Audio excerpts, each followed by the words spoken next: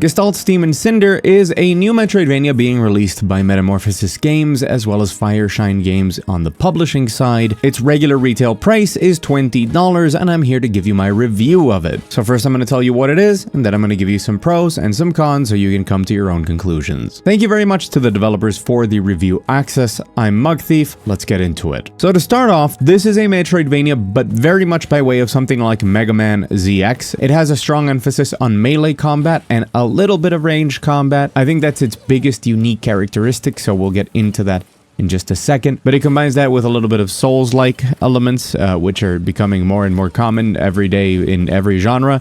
So you do have the equivalent of Estus flasks, and it does have a little bit of RPG going on between its leveling system and its use of gear and accessories in order to slightly customize your character to guide them more into one playstyle or another. It is fine and perfectly competent at what it does, so if you're expecting some pretty tight platforming and some nice tight action like a Mega Man ZX, plus a little bit of Symphony of the Night and a little bit of Souls, you're gonna probably find it enjoyable. Although not for very long, but we'll get into it. It's all set in its own world, and it does put a lot of effort into world building and setting up everything here, the lore and how things work, for you to hopefully get invested in the different characters and where the story might be headed. When it comes to that, of course, your mileage may vary, but this is a very by-the-numbers Metroidvania, with that exception of it being more on the slightly platformer, execution-heavy side of things from time to time, compared to some others. So let's talk about the pros and cons, and I want to start with the pros first, mostly because there's not that many of them, and I do have quite a lot of cons. Trust me, that doesn't make me happy. Whenever I have bad things to say about a game, people tell me that I'm being very mean instead of simply trying to inform you of things that I didn't like, so that if you don't like them either, you don't spend your money on it, and hopefully to give some feedback to the developers and the developers at large, but it's what we have today. Now, when it comes to Metroidvanias, I think it's a genre. I've been talking with some friends here and there that it's not that difficult to make a good one these days, because a lot of the framework of how to make a Metroidvania has been laid out many times. The general basics of level design and your progression and the different abilities that you can have and add and how you would implement that into the level design and through the progression of the design throughout the game and keeping it in mind in it. A lot of that stuff has been done so many times, and it's such a popular genre that just nailing down the basics and making a competent Metroidvania is not unheard of. We have a lot of them. So this is a genre where you can make a pretty good game, but it's exceptionally difficult to make an excellent game, like one that truly stands out, head and shoulders above the rest. And to reach that point, you need to have a long list of things that help you stand out from the crowd. And in the case of Gestalt, there's quite a number of things. Now, of course, firstly, there is the art. This is very subjective, but I think that the pixel art in the game is very pretty. There's a lot of use of parallax scrolling, a lot of depth going on in a lot of scenes, some pretty nice effects.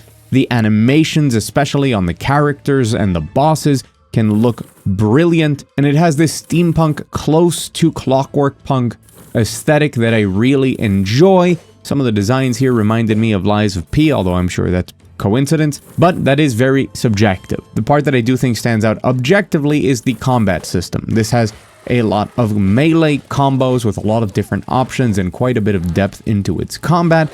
It doesn't have the most ways to put it to good use, but the actual mechanics that exist are really good. At the center of everything is the use of your revolver, which has 4 maximum cylinders that you charge up by hitting normal attacks and using your combos, and then you can spend a cylinder to do either heavy attacks or a damaging shot or a shield breaking shot. Pretty much all of the enemies have a shield meter or a posture meter that you can break and leaves them taking critical damage. It has an active dodge roll with iframe that you can cancel at any point during the roll, so there's a lot of very fast dynamic combat where you're dodging in and out, you're attacking things to charge up your cylinders, and then you're using them on different attacks depending on the situation, and it can be pretty damn fun. You also customize a lot of what you do in combat through the upgrade tree, which as you level up or as you explore the environment, you can find different ability points that you can slot in through these trees, and many of the different nodes on it will just give you more damage, but a lot of them will be extra abilities like different heavy attacks depending on what input you have, or upgrading and adding different elements to your revolver shot. This upgrade path is also helped by the fact that you have the different accessories that are slightly RPG, very light on Symphony of the Night. It's not something like that where you have multiple weapons, you have what you have here, but you have different accessories that will grant you more damage to some things and more resistance, or you will sacrifice resistances for more damage, be that either on the more break for the posture side of damage or for more straight up damage. And I think all of those things work well, and they really feel good where you're supposed to take advantage of them, which is against the bosses. Which all of the bosses in the game I thought were pretty fun. Some of them are more gimmicky, more puzzly. Some of them feel more like straight-on duels. The soundtrack to this game is godlike. Absolutely fantastic. A stellar part of it sets the scene for every area wonderfully with this. It's slightly Western inspired, but takes on that steampunk aspect of it as well pretty dang well. I'm not aware if the OST is up for you to listen to, but if you're not interested at all in the game, at least go listen to the OST. I think you'll be very pleasantly surprised. The last thing that sets it apart is its story. Like I said, it focuses a lot on showing you the world building and the different characters, and I absolutely hated most of the writing in the game. I did not like the way that it is explained. I do not like how the game opens up with this very long expository cutscene, and despite that, when you start the game, you're still confused as to pretty much everything. As the game progresses and you learn more about the different characters, I didn't like basically any of them, or their writing, or their motives. There's a lot of cheap little twists towards the end that just made me groan. It puts a large emphasis on story, and I did not like it, especially the writing. There's just a lot of stuff here that I don't like, from the use of different expressions and idioms and sayings throughout the game, to how it wants to stay in universe but also tutorialize, so you'll have a character in character be like, oh, but you can attune to the conduits, and those who can attune to them could travel between them in a method called fast travel. It's like, okay. But I'm sure that somebody will appreciate it and like it between the gorgeous art and some of the locations and how pretty they can be. I'm sure people will find some interest in that story, and this is, again, very subjective. Now let's talk about cons, because there's a pretty long list of them. Unlike the game, which I beat in 3 hours and 30 minutes with 96% map completion. Now, I'm not against short games. I actually really enjoy shorter games that just do what they do really, really well. The problem I have with the length of this game is that as a Metroidvania, in that short amount of time, the 5 or so sections I would say that you explored, there's some areas like in between those, but nothing significant, really only take you through the most basic progression. Aside from the combat, which I highlighted before, you're going to get, and none of these are spoilers because you see them on the upgrade tree as soon as you start the game. You get a double jump, you get an air dash, you get a charge shot, and you also get your heavy attack. And those are the 4 things that are going to allow you to re-explore the world, finding new things. Backtracking really didn't do much for me. The times that I did it, I felt like a lot of this map design was very open, you know, spending a minute and a half, more or less, running from one teleporter of the fast travel that's in the game just to reach a shop so that I could upgrade my Estus flask type of stuff. So it didn't really feel exciting to me to go back and explore certain areas. I still did for the purposes of this review, and I found maybe some slightly underwhelming accessories to equip, and that's pretty much it.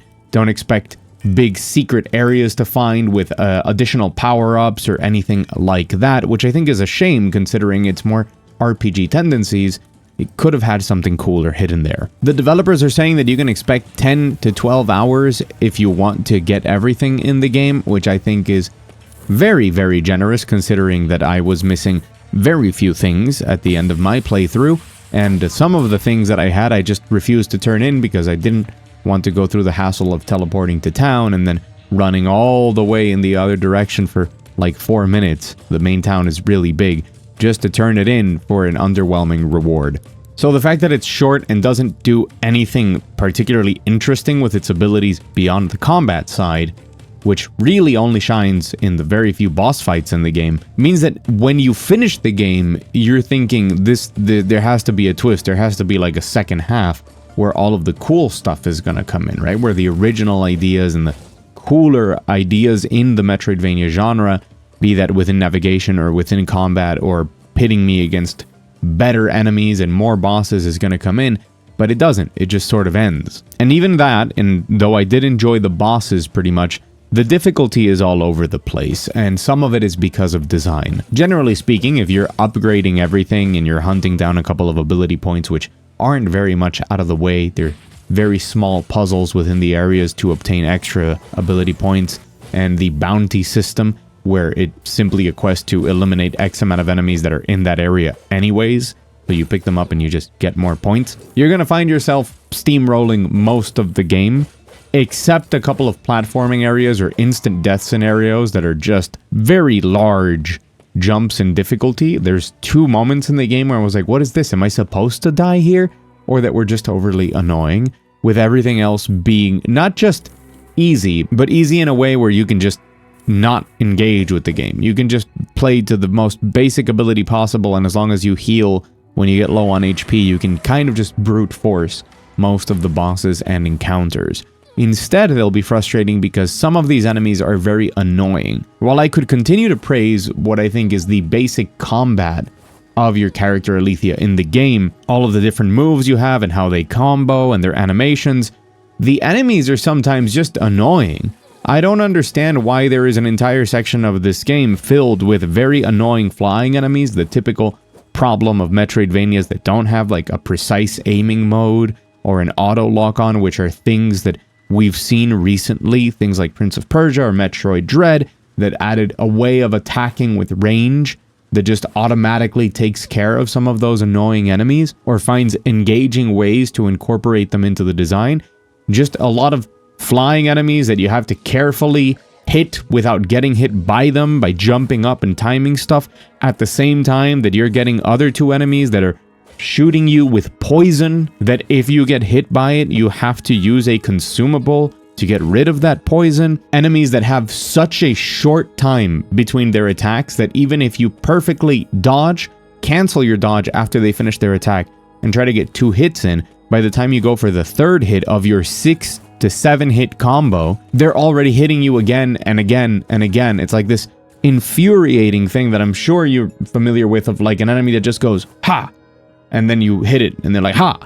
Ha! And you're like, well, I'm gonna back away, and then I'll dodge through the attack and hit you. And you do that, you hit them once, and they're like, ha! And they're unfazed by it. And you sometimes couple that with environments where some of the easiest ways to get rid of certain enemies is by jumping over them or dodging through them, but there's so many enemies, and they're throwing projectiles, and there's a roof right above you, so you can't jump, you can only dodge through them, that it just becomes frustrating. And again, it's never really difficult because you just spam the button and trade damage and heal, and you get through it. And I just feel like this sort of design, at the end of the day, feels like a disservice to the combat mechanics that they've put in the game, and that obviously have had a lot of attention put into them, into feeling good and being unique with the whole revolver cylinder system and all of these things. So I would say this is a case where some of the areas seem to confuse being very annoying with being difficult, when the difficulty overall is very easy.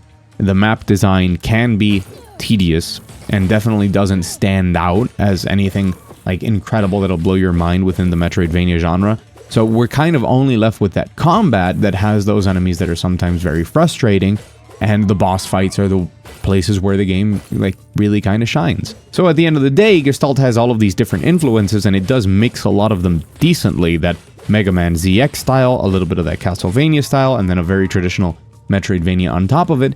But none of the things that it does to stand out really make it special for me to tell you, you have to play this game over pretty much any other Metroidvania of the many that have come out in the last couple of years, be that something like Ender Lilies, or be that something like After Image from last year, or even, you know, going back to Hollow Knight or something like that. It's a real shame that it just ends the way that it does, that it feels so short, that it feels like there's just so much cooking here that never comes together in a way that I can sit here and go like, wow, that was an enjoyable experience that I recommend you go and play right now.